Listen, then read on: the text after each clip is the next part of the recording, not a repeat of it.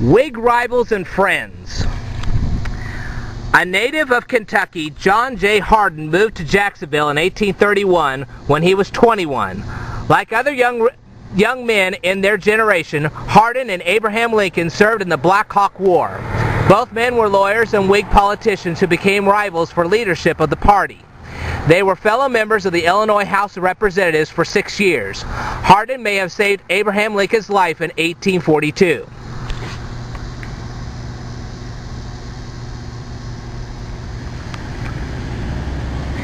Lincoln had published a letter making fun of General James Shields, a Democrat and Illinois state auditor.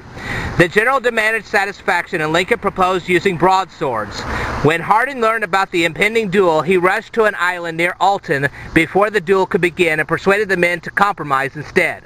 The following year, in a letter to Harden, Lincoln joked, I wish you would measure one of the largest of those swords we took to Alton and write me the length of it.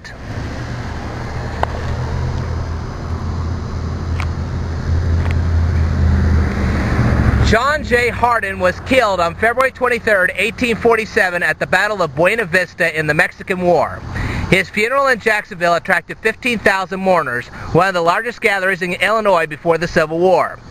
Speaking of the loss of Harden, Lincoln stated, we sent Marshall, Morrison, Baker, and Harden. They all fought, but one fell, and in the fall of that one, we lost the best Whig man.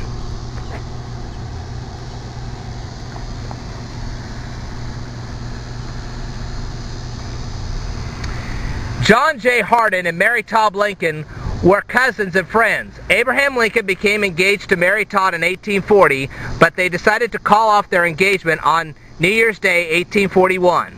Abraham and Mary both accepted invitations to a wedding in Jacksonville in late September 1842 without knowing that the other one would be present.